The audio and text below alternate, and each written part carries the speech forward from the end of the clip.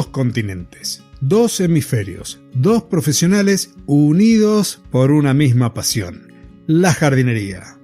Te damos la bienvenida a un nuevo episodio del podcast de jardinería y paisajismo. El espacio en donde encontrarás conceptos, técnicas y estrategias del mundo de las plantas. ¿Y para qué? Pues para que puedas tener tu jardín más lindo y más lindo cada día. Bienvenido, Fernando, qué gusto que estés por aquí en un día tan pero tan especial, tanto como que se repite solamente cada 4 años. Hola Claudio, encantado de estar aquí en tu casa. Tienen razón, pero incluso no solo cada 4 años, porque estamos emitiendo un 29 de febrero, sino que encima tiene que ser cada 4 años, pero que encima que caiga en jueves. O sea que podríamos intentar calcular cada cuántos años puede volver a ocurrir un día tan especial como este. Sí, aunque la verdad que no tengo ganas de poner a prueba mis neuronas, podemos llegar a preguntarle ahí a alguna de las tantas inteligencias artificiales que están ahí, ¿cuándo volvemos a tener un 29 de febrero jueves? Va a ser, creo que un poquito más fácil. La verdad es que sí, me has dado una idea. Me voy a ir a ChatGPT en un segundito y le voy a decir, a ver cuándo ocurre esto. Mientras tanto, ¿tú cuándo crees que será? Y yo creo que por lo menos debemos tener unos 8 ciclos más, es decir, 4 por 8, 32 años más. Ahora te contaré. Vete dando la bienvenida a los suscriptores y ahora te cuento. Bueno, hoy vamos a hablar de un episodio, vamos a analizar un episodio que nos va a compartir nuestro profesor Sergio sobre la conservación del agua en Cero Jardinería. En realidad va a ser un episodio más bien reflexivo en donde vamos a estar contando nuestras realidades en función de la disponibilidad de este recurso, atendiendo a esta crisis climática, a este cambio climático, a lugares en donde se llueve menos y en lugares donde tenemos un poquito más de agua, pero va a ser como para que nos pongamos al día en función de esto y más teniendo presente que en el hemisferio norte ya se están iniciando las actividades de jardinería, ya en cualquier momento estamos pisando la primavera, de hecho el próximo episodio va a ser en la primavera del hemisferio norte y el otoño del hemisferio sur, así que un episodio que va a llamar a la reflexión. Muy interesante. ¿Ya encontraste? Sí, muy interesante el episodio, Claudio. Me acaba de dar la respuesta ChatGPT. La próxima vez que ocurrirá que grabaremos tú y yo juntos un episodio del podcast un 29 de febrero, o sea, un año bisiesto, y que encima será jueves, será en el año 2052, o sea, dentro de 28 años. O sea que 28 más 49 que tengo ahora, yo tendré 77 años. No creo que estemos grabando. Hombre, esperemos que sí. Bueno, fueron 7 ciclos, no 8, o sea que tan mal no estuve, ¿eh? No, tienes buen ojo, tienes buen ojo. Bueno, así es. Entonces, Fernando, hoy vamos a charlar sobre el recurso hídrico y cómo podemos, en cierta forma, conservarlo un poco más, darle el valor que realmente se merece en un mundo en donde el agua dulce por ahí nos escasea cada día un poquito más. Pues te agradezco que hayas propuesto este tema y esta clase de Jardín GPT de nuestra academia, jardingpt.com.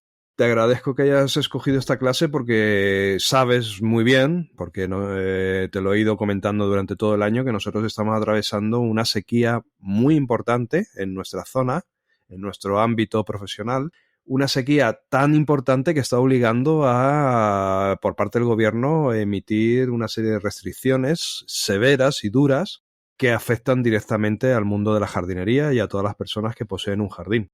O sea que me parece muy interesante esta clase. Vamos a hablar cómo podemos, sortear todos estos inconvenientes, que también conozco que allí en tu país, en tu zona, en Mendoza, en Argentina, tampoco es que eso sea la selva amazónica, o sea que también habéis atravesado o estáis atravesando épocas de severa sequía. Sí, donde yo vivo es zona semidesértica, así que el agua es un recurso muy valioso para nosotros y ya desde muchísimos años antes de que se colonizara esta tierra, las tribus aborígenes ya habían desarrollado todo un sistema de riego artificial por medio de canales y acequias, por lo cual esta cultura del respeto y del valor por el agua viene desde los pueblos originarios de aquí de la provincia. Así que fíjate el valor que tiene para nosotros. Muy bien, pues dale play a la clase de Sergio a ver qué nos cuenta sobre la conservación del agua en serojardinería. El agua es un recurso fundamental para la vida, imprescindible tanto para nosotros como para todos los seres vivos. Su valor va mucho más allá de su precio económico, siendo vital para la supervivencia y el desarrollo de los ecosistemas. Pese a su importancia, a menudo se percibe como un bien inagotable, lo que conduce a su uso irresponsable y derroche. La relación que mantenemos con el agua en nuestras ciudades y jardines revela mucho sobre nuestra conciencia ambiental. Muchos de nosotros damos por sentado el agua que fluye al abrir el grifo, sin reflexionar sobre su origen, el ciclo que sigue en la naturaleza, o los procesos que aseguran su calidad para el consumo humano. Esta falta de conciencia contribuye a una percepción errónea del agua como un recurso ilimitado y barato, cuando en realidad, los costes ocultos de su tratamiento y distribución son significativos. Afortunadamente, la percepción está cambiando gracias al trabajo incansable de profesionales dedicados a la gestión del agua. Nos estamos volviendo más conscientes de los desafíos ambientales que enfrenta el agua dulce, como la escasez, la contaminación y la salinización. Estos problemas no solo afectan al medio ambiente, sino que también tienen importantes repercusiones socioeconómicas. Las soluciones a estos desafíos son tanto políticas como educativas. Las políticas deben enfocarse en una gestión eficiente del agua, minimizando las pérdidas por fugas, penalizando el consumo excesivo y aproximando el precio del agua a su coste real. Paralelamente, es crucial fomentar una cultura de respeto y ahorro del agua a través de la educación ambiental. Informar a la población sobre la importancia del agua y cómo gestionarla de manera responsable es el primer paso para cambiar comportamientos y promover el uso eficiente del recurso. En el ámbito de la jardinería y el paisajismo, la serojardinería emerge como una solución innovadora para el uso sostenible del agua. Tradicionalmente, se ha utilizado agua potable para regar zonas verdes, un recurso que requiere una inversión considerable en términos de dinero, energía y productos químicos para su tratamiento. La serojardinería, o jardinería de bajo consumo de agua, propone un cambio radical en esta práctica, promoviendo el uso de especies vegetales adaptadas a condiciones de sequía y técnicas de riego eficientes que minimizan el consumo de agua. La adopción de la serojardinería no solo contribuye a la conservación del agua, sino que también reduce el impacto ambiental asociado al tratamiento y distribución del agua potable. Al elegir plantas nativas o adaptadas al clima local, y emplear sistemas de riego inteligentes que dosifican el agua según las necesidades reales de las plantas, podemos crear espacios verdes hermosos y sostenibles que honren el valor verdadero del agua. Podemos decir que la gestión consciente y responsable del agua es esencial para asegurar su disponibilidad para las generaciones futuras. La serojardinería representa un ejemplo concreto de cómo podemos adaptar nuestras prácticas cotidianas para preservar este recurso vital, demostrando que es posible combinar la belleza del paisaje con la sostenibilidad ambiental. Bueno, Fernando, ya hemos escuchado aquí la clase de nuestro profesor virtual. Por ahí muchas veces cuando abrimos el grifo, la canilla para regar el jardín o nuestro sistema de riego por aspersión, muchas veces es como que nos olvidamos que esa agua tiene todo un tratamiento. En el caso nuestro es agua de deshielo que se almacenó en un embalse, en un dique, de ahí se empezó a distribuir. El agua potable pasó por distintas plantas potabilizadoras y se empezó a distribuir. Desde la alta montaña hasta nuestra casa ha recorrido muchísimos kilómetros cada una de esas moléculas de agua, y si estamos utilizando, como es muy frecuente en la ciudad de Mendoza, el agua potable para regar, es como que es algo como muy caro estar usando agua potable para regar. Exactamente. No somos conscientes de todo lo que implica una acción tan sencilla y a la que estamos tan acostumbrados como es abrir el grifo y que salga agua. Ya lo hemos normalizado a un nivel en el cual lo consideramos algo normal, pero si nos paramos a pensar, como tú bien has dicho, hay todo un proceso que hace ello posible. Aunque sea agua de ríos, también se potabiliza y bueno, todo esa distribución del agua pues tiene un coste, ¿no? Un coste en zonas como las que vivimos nosotros, donde no es muy abundante el recurso, pues nos obliga sin duda a sensibilizarnos y a empatizar y a ser conscientes de que es un recurso que tenemos que cuidar. Tenemos que cuidar como si fuera prácticamente oro. Ahora, como te comentaba, en la zona que estamos nosotros llevamos ya un año y pico con restricciones. Llevamos 4 años con sequía, pero bueno, como teníamos agua en los embalses, hemos ido tirando, como aquel que dice, de los ahorros. Pero desde hace un año ya han empezado las restricciones porque se van agotando los recursos. Y entonces es cuando nos hemos, por ejemplo, por lo menos aquí, nos hemos vuelto mucho más sensibles. Y bueno, hay algunos datos, por ejemplo, que te sorprenderían. Que, por ejemplo, cada vez que nos duchamos, que parece que, bueno, es una tontería, ¿no? La ducha debe ser algo que no debe gastar mucho agua. Cada vez que nos duchamos se estima que de media una ducha de unos 10 minutos en lo que te duchas, te enjabonas y otra vez te desenjabonas, gastamos 100 litros de agua. O sea que con 10 duchas ya hemos gastado 1 metro cúbico de agua, hemos gastado 1000 litros de agua. También hay quien dice que incluso las mujeres gastan un poquito más si se tienen que lavar el pelo y esto. Yo lo pongo en duda porque mi mujer, por ejemplo, se ducha muy rápido y yo soy más remolón, yo soy de quedarme más un ratito. Costumbre que he tenido que atajar para ser un poquito solidario, ¿no? Para intentar gastar lo justo y necesario.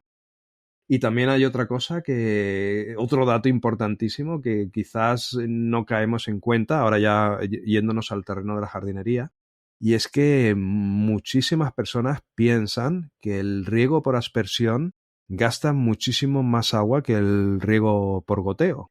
Y te sorprendería la cantidad de agua, la cantidad de litros de agua que gasta un sistema de riego por goteo. Es exageradísimo. No parece lógico, pero así es. Sí, la ventaja es la forma que se distribuye y las pérdidas por ahí que se evitan por el arrastre del viento, por ejemplo, o por evaporaciones. Y esto me lleva también a pensar en el tipo de agua que se puede llegar a utilizar para el riego y en los metros cúbicos o en los litros.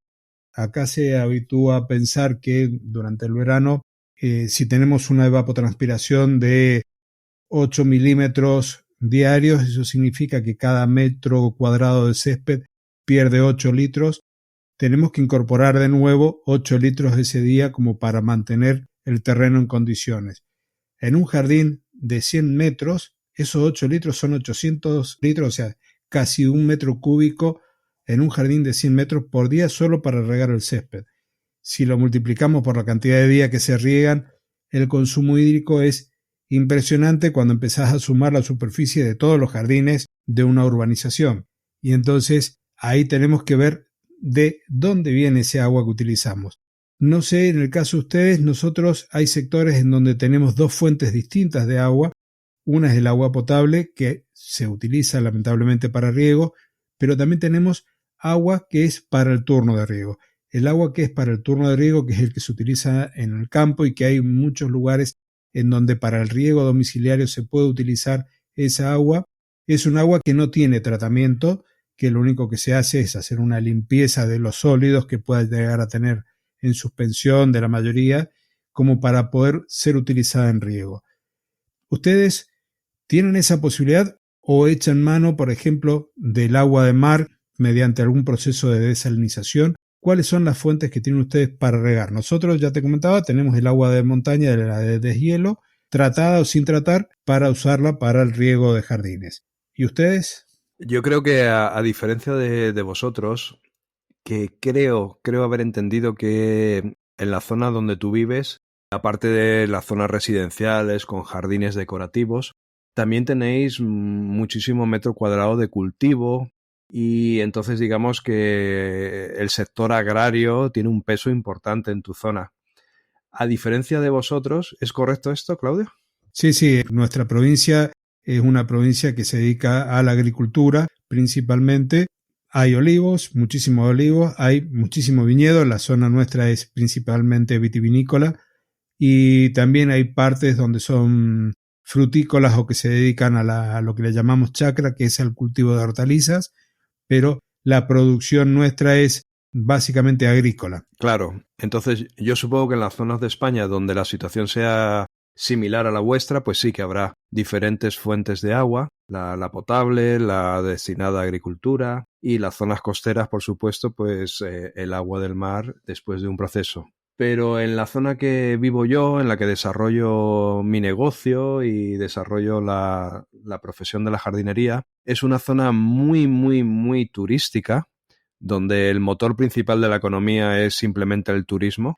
Es una zona costera, estamos a orillas del mar Mediterráneo, en la cual la agricultura es muy escasa, no es un pilar fundamental. Tenemos un poquito de manzano, de cultivo de manzano, un poquito de vid también, pero nada, poquita cosa. Ni siquiera el olivar es un pilar destacado. Entonces, claro, es muy diferente. Aquí estamos basados simplemente en el turismo. Tenemos solo una fuente de agua, que es el agua potable. Sí es cierto que tras unas gestiones con la administración puedes solicitar si tienes una parcela que se puede considerar semi-agraria, porque tienes unos olivos ahí plantados o porque tienes frutales. Puedes solicitar que se considere el suministro como agua agrícola, pero eso no significa que te vaya a venir el agua por otra tubería diferente destinada a la agricultura, sino que el mismo agua potable que llega a cualquier otra casa, en tu caso le aplican, por decirlo de alguna manera, un descuento, te la dejan un poquito más barata. Pero el agua es exactamente la misma, es agua que viene de los embalses, de las montañas, que viene de pozos, del subsuelo. Y en algunas zonas ya de la capital, que no es donde estoy yo soy en un pueblo cercano a la capital, pero en la capital, en Barcelona, sí que ya hay agua procedente de desalinizadoras. Lo que pasa es que como nunca ha hecho falta, nunca había habido esta sequía tan grande, son plantas que están trabajando al 40% de su capacidad, por falta de mantenimiento, de infraestructura o lo que sea. O sea que en principio tiramos nosotros de agua potable y ahí está el problema que llevamos arrastrando desde hace 1 año y medio. Para que te hagas una idea, hace 1 año prohibieron por completo regar el césped. O sea que todos los jardines con césped, que aquí imagínate cómo es esto. Esto es una zona turística donde son todo casitas rodeadas de jardines y con su piscina. Así, una tras otra, una tras otra. Al estilo más puro Los Ángeles, en América. O sea que imagínate el desastre visual de ver todos los céspedes secos, estropeados, mal cuidados, pero no mal cuidados porque no se cuiden, sino no se pueden regar. Imagínate también las consecuencias que tiene esto para todo lo que es la jardinería y la profesión, ¿no? Por ejemplo, simplemente el canal de YouTube que yo tengo, Personal Garden Shopper, pues tenemos serios problemas desde hace más de 1 año para confeccionar vídeos y para subirlos, porque claro, no podemos ir filmando los jardines de la zona que están todos en muy mal estado, ¿no? Están destrozados. Nosotros nunca hemos llegado a ese nivel de deterioro de jardines por falta de agua. Sí, por ejemplo, para el riego tenemos franjas horarias en donde se puede hacer a partir de las 22 hasta las 8 horas del día siguiente es el momento en donde uno puede regar el jardín. El resto del día no, porque se prioriza el consumo humano. Y en el caso donde hay agua de uso agrícola, también tiene toda una infraestructura, son todos canales que se han impermeabilizado en buena parte para poder transportar el agua. Y esto tiene un costo que se traslada al agua y si bien es mucho más barata que el agua de consumo humano, tiene también un costo añadido para poderlo hacer. Y además lo que estaba pensando es que nosotros, por ejemplo, no tenemos la posibilidad de utilizar el agua, un agua reciclada, un agua que ha sido a lo mejor de aguas grises, procesadas y llevada a un punto en donde se puede utilizar para el riego. Eso todavía no es algo que se pueda observar acá. No sé si ustedes tienen esa posibilidad de estar reutilizando el agua, de darle más de un uso para poder regar los jardines. Existen plantas de reciclaje de aguas que luego se distribuyen en algunas zonas, pero viene a ser un poquito lo mismo, como hasta ahora no había hecho falta nunca, porque esta es la primera vez que tenemos estos problemas desde que yo existo, por lo menos, y supongo que antes de yo existir, pues al haber menos población en esta zona, pues tampoco habría estos problemas de sequía. Entonces, sí existen todas estas cosas, pero no se han desarrollado de una manera contundente debido a que no ha hecho falta. Entonces, no se dedicaban recursos a reciclar agua porque no hacía falta reciclar, teníamos suficiente. O sea que son cosas que de cara a futuro sí que van a a potenciarse. Aunque yo te diría, tal como lo estoy viendo, más que reciclar agua, lo que se va a potenciar más al estar nosotros en la costa es a montar más plantas desalinizadoras o a las que existen a potenciarlas para que sean mucho más eficaces. Pero bueno, en general, para que te hagas una idea, lo que sí es cierto es que hace unos años la xerojardinería, que es el tema de la clase de Jardín GPT de hoy, de jardingpt.com, la xerojardinería era una de varias opciones. O sea, cuando te contrataban para diseñar un jardín, para construirlo, bueno, había varios tipos de jardín que podías construir y uno de ellos era la xerojardinería. Bueno, un jardín más sostenible, más cuidadoso con el consumo de agua, pero era una de diferentes opciones. Después de 1 año y medio simplemente, que es poco tiempo, estamos aquí en la zona todos sensibilizados y ahora la xerojardinería es solo la opción. O sea, no hay Es otra la única opción. opción. Es la única opción. No tiene sentido. Nadie se plantea ahora plantar 2.000 metros cuadrados sembrar 2.000 metros cuadrados de césped natural. No entra en la cabeza. Es curioso en tan poco tiempo cómo se acostumbra el ser humano a las nuevas circunstancias y cómo cambian los hábitos y las costumbres. Nosotros este año se ha revertido la situación. Todos los años anteriores, durante mucho tiempo hemos estado con crisis hídrica. Este año ha sido el primer año en décadas en donde los embalses están a su máximo nivel. Te comentaba Fernando, ahora le comento a la audiencia, que hay zonas en donde hacía 18 años o 20 años que el agua no llegaba porque los ríos se secaban en el camino. No había agua suficiente para que llegaran a los puntos más remotos, lagunas que se han secado porque los afluentes se secaron. Entonces era una fiesta en el desierto lavallino, en la zona norte de la provincia de Mendoza y en otros lugares, porque el agua después de 18 o 20 años había llegado. Está bien que no como antes, que corría todo el tiempo, pero que ya haya llegado ha sido motivo de grandes festejos. Se veían videos de la gente con sus ganados, sus cabras, sus chivos, llevándolas a tomar agua a estos ríos que antes estaban secos y no depender del agua de pozo, porque esa es otra de las fuentes que nosotros tenemos también del agua para riego y para consumo, pero que está un poco más limitado por cuestiones de que ya no se permiten hacer nuevas perforaciones para extraer el agua de las napas y las que están tienen un costo operativo tan elevado que se cuida hasta la última gota. Entonces, esto de que tuviéramos agua por primera vez en muchos lugares ha sido motivo de festejo, pero el cuidado, las normativas, los horarios de riego y todo siguen exactamente igual porque lo tomamos casi como una excepción, el hecho de poder tener agua. Es increíble cómo nos hemos ido adaptando a esta falta de disponibilidad de agua de riego. La xerojardinería todavía no es la única opción acá, se siguen haciendo jardines con césped natural, pero ya hay una conciencia un poquito mayor sobre el uso de plantas de bajo requerimiento hídrico. Pues de toda esta experiencia de sequía que hemos vivido, la verdad, por buscarle un lado positivo, la verdad que me ha servido de mucho aprendizaje. Porque claro, en circunstancias normales, siendo un profesional de la jardinería, donde los clientes te contratan para que el jardín esté bonito y precioso, jamás se te ocurre, en circunstancias normales, repito, jamás se te ocurre no regar un jardín para ver qué pasa, ¿no? Eso sería una práctica totalmente suicida, ¿no? Y ahora, como las autoridades han prohibido regar, pues me ha servido de un gran aprendizaje, un aprendizaje que en 25 años de profesión no había podido adquirir todavía. Porque ahora sí que he podido dejar de regar jardines y ver lo que pasaba. O sea, no para ver lo que pasa, sino por culpa de dejar de regar, he visto lo que pasa. Me ha sorprendido muy gratamente la capacidad de aguante y de recuperación que tiene la grama, que tiene el kikuyu. Es exagerado. Yo pensaba, en verano obviamente está amarillo seco si no lo riegas, y yo pensaba que ya se había perdido esa pradera en varios jardines. Y a la que en septiembre le dio por llover 2 días, se puso verde, precioso, era como si resucitase, como si dijera no quiero morir. Y le bastaron 2 días para recuperar el verdor. y me ha sorprendido gratamente. Ahora, solo me ha pasado con el kikuyu y un poquito con la bermuda, ¿eh?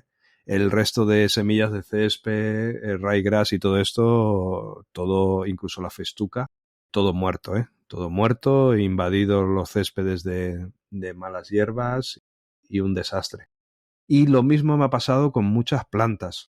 Pensaba que los jardines, bueno, que moriría todo.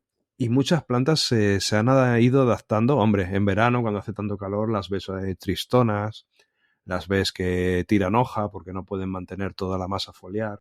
Pero no, muchas no llegan a morir. Las que sí que mueren radical son las que, por ejemplo, estaban plantadas en medio del césped y no han tenido ese proceso de adaptación, de ir acostumbrándose poco a poco a no ser regadas, sino que han pasado de tener lo que tú comentabas, 8 litros metro cuadrado al día de agua, porque les caía el agua que también regaba el césped, a cero.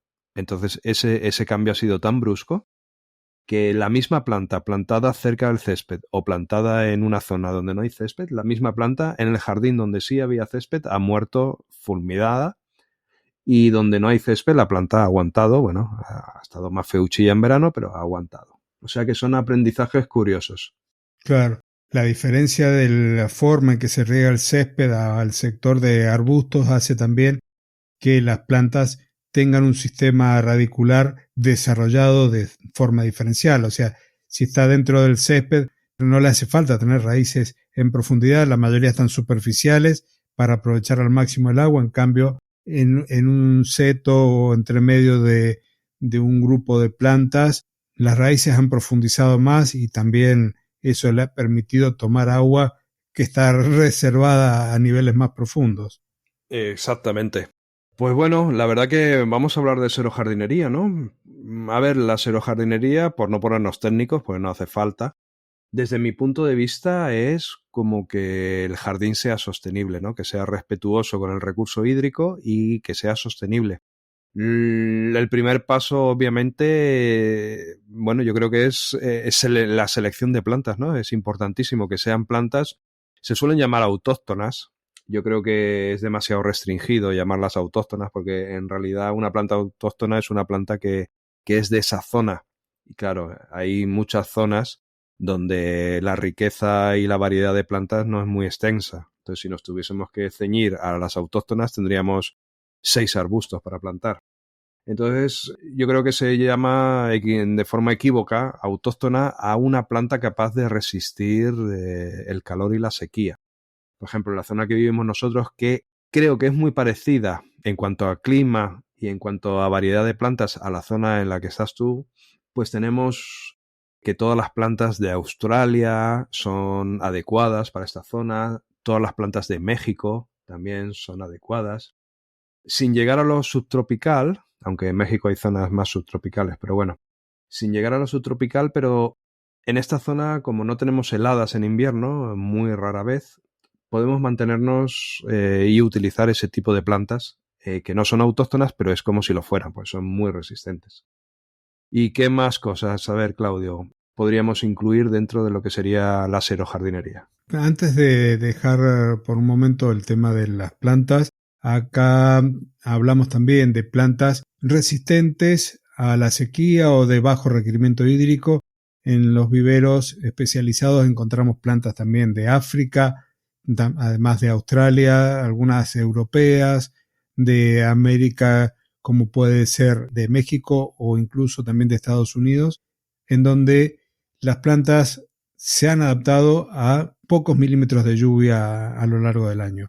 Y la otra forma que también tenemos, algo distintivo dentro de lo que es la xerojardinería, es el uso del mulch para proteger el suelo, para evitar que se caliente, para hacer que el agua que se aportó mediante el riego se conserve más y se evapore menos. Entonces, tanto el mulch orgánico como el inorgánico son elementos distintivos también de un xerojardín. Sí, nosotros utilizamos muchísimo todo lo que sería mulch en todos los sentidos, o sea, no solo con corteza de pino, sino también utilizando áridos, utilizando gravillas. y recurrimos bastante a este truco, digamos, para mantener la humedad y para también evitar la aparición de malas hierbas. Es un recurso paisajístico en el diseño de los jardines al que recurrimos, bueno, pues yo te diría que en todos los jardines. En todos los jardines intentamos cubrir las zonas con mulch o con gravillas, intentamos hacer composiciones. Estamos utilizando también bastante, estamos sustituyendo el césped natural por césped artificial. Aquí hay mucha discrepancia porque el césped artificial no deja de ser plástico y poner plástico en el jardín, pues la verdad es que chirría mucho los oídos. Hay personas, hay clientes que no quieren ni oír hablar de esa opción, ¿no? Pero bueno, todo va cambiando, la sociedad va evolucionando y como te comentaba, el ser humano se va adaptando rápidamente a las nuevas situaciones. Es lo que nos ha hecho sobrevivir todos estos miles de años. Y bueno, ya va teniendo un poquito más de aceptación. No deja de ser raro. Supongo que allí en Argentina, que tenéis esas extensiones tan grandes de césped, que te venga alguien a hablar de césped artificial, pues poco menos que lo metéis en la cárcel o en el manicomio por loco, ¿no? Pero bueno, aquí ya se va admitiendo, aunque cuesta, pero ya se va admitiendo y la verdad que sí, se está utilizando muchísimo ese recurso, al menos alrededor de piscinas, en zonas donde se quiere caminar, correr, los niños quieren jugar, se quiere poner una toalla para tomar el sol, se está utilizando el césped artificial. Y claro, las fábricas al ver este potencial negocio, pues están invirtiendo en I+D, en investigación, y la verdad es que los modelos van evolucionando y cada vez convencen un poquito más. Ya no parecen tanto una alfombra fea y horrible, sino que van imitando un poquito más lo que podría ser. Ahora, eso sí, los jardines en los que ponemos césped artificial intentamos plantar árboles, arbustos, intentamos decorar con planta real y natural en una cantidad abundante para intentar paliar ese efecto de superficie plástica, ¿no? Sí, que además no permite que se refrigere el lugar, o sea, hay más calor por el mismo plástico que si fuese un césped natural. Exacto. Además, si caminas descalzo, quema horrible. Quema horrible. Hay que ir con sandalias. Pero bueno, es que lo que te comento es que hay que ir adaptándose. La verdad que lo principal que solemos hacer es escoger bien las plantas, crear zonas de gravillas, crear zonas de mulch, de corteza de pino. Ser inteligente al diseñar los sistemas de riegos.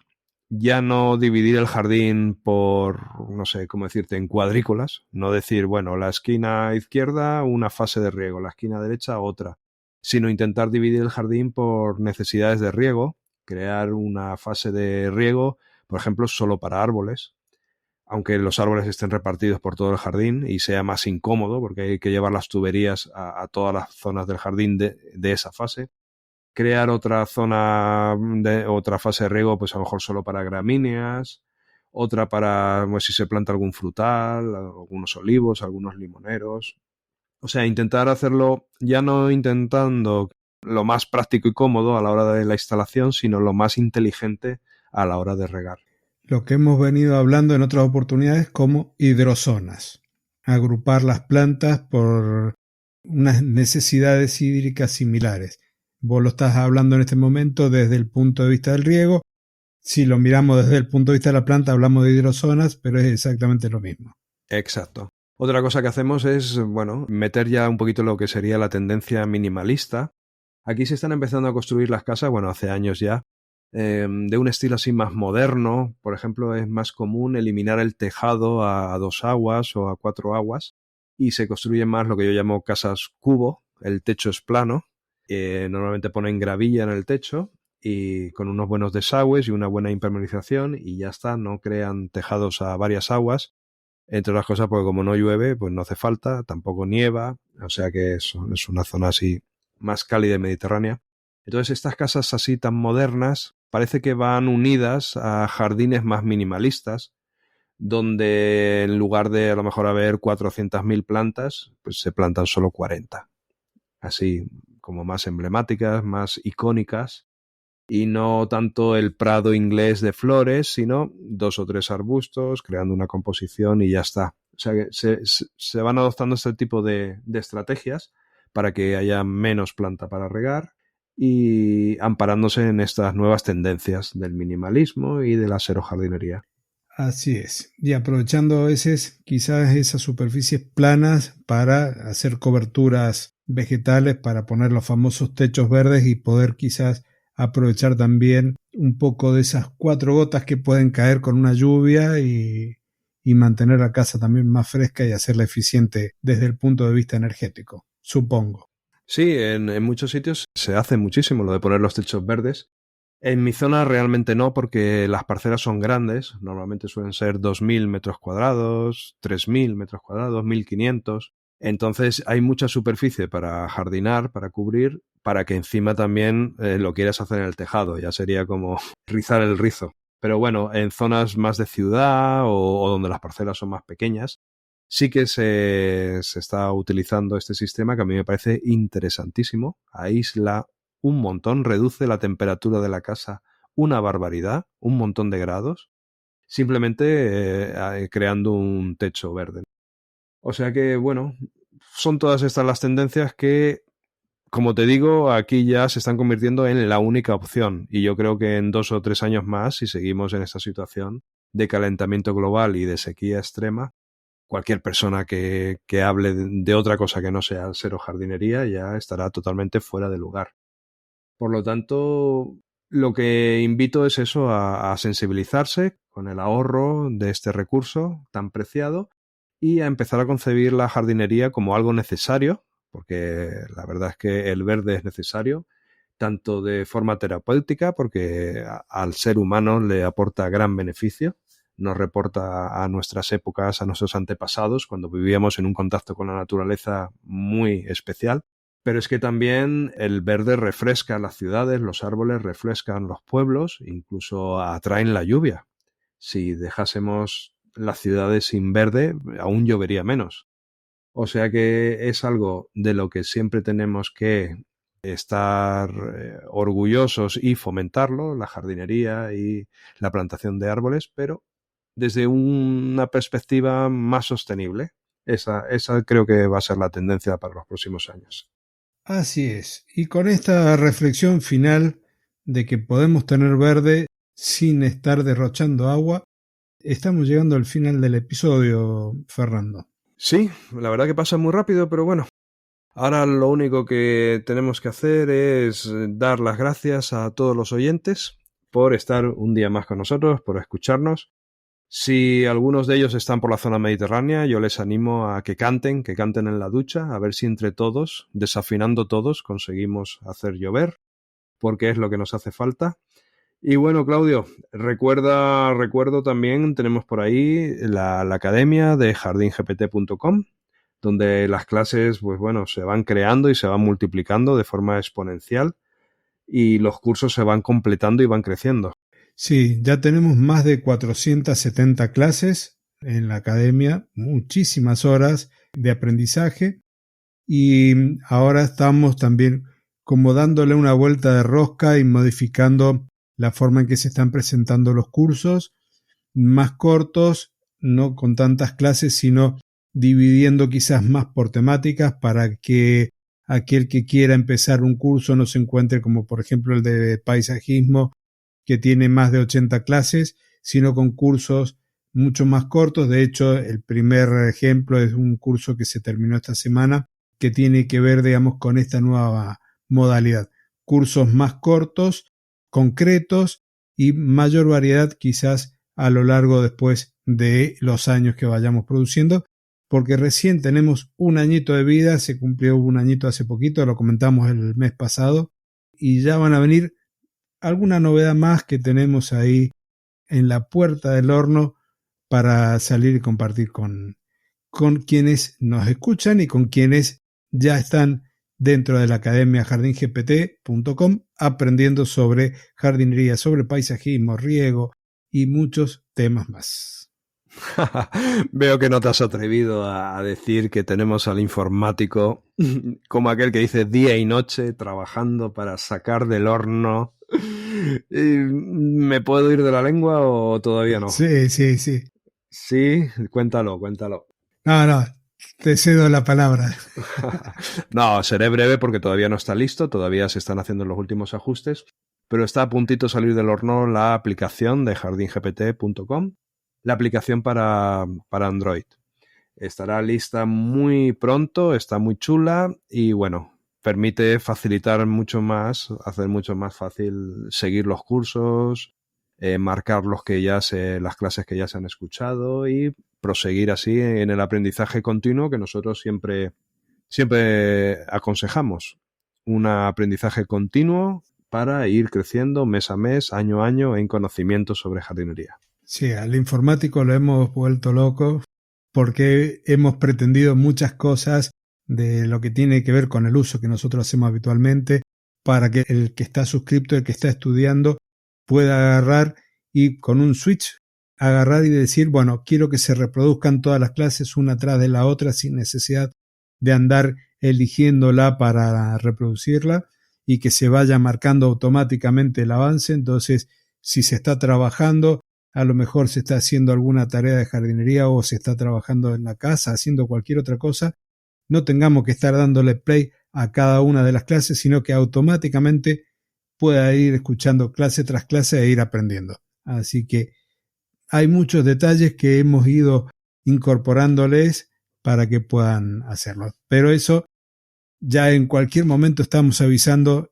pueden descargar la aplicación de Jardín GPT. Así es. Bueno, lo dijimos. Venga, he hecho el spoiler. Pues ahora ya, Claudio, yo creo que sí, damos por finalizado el episodio. Recordar a los queridísimos suscriptores al podcast que nos escuchan cada mes a nosotros dos en colaboración y cada semana a ti con tus episodios y con tus interesantísimas entrevistas. Recordarles que, bueno, se pueden sumar a nuestros boletines donde enviamos consejos de jardinería, en tu caso en tu página web, en Claudio Dorato, con 2 T's, claudiodorato.com. En mi caso, en personalgardenshopper.es. Es una tienda online, pero también tiene una parte de blog, de videoconsejos. Entonces ahí suscribirse para recibir noticias y consejos de forma habitual. Y también en el canal de YouTube, con el mismo nombre, Personal Garden Shopper, también podemos encontrar vídeos relacionados con la jardinería, que por cierto, recientemente el canal de YouTube superó los 100.000 suscriptores y nos llegó de San Francisco, de las mismísimas oficinas de YouTube, nos llegó la típica plaquita esta plateada que te dan de forma honorífica por haber superado los 100.000 suscriptores. Lo triste es que la siguiente está en el 1.000.000 de suscriptores y se hace un poco lejano. Mis felicitaciones, Fernando. La verdad que todo un mérito, muchos años detrás de ese canal trabajando, haciendo videos, aportando valor. Muy merecida la placa de los 100.000 suscriptores. Bueno, pues para despedirnos, Claudio, como siempre decimos... 2 continentes. 2 hemisferios. 2 profesionales. Unidos por una misma pasión. La jardinería. Hasta el próximo jueves. Adiós. Adiós.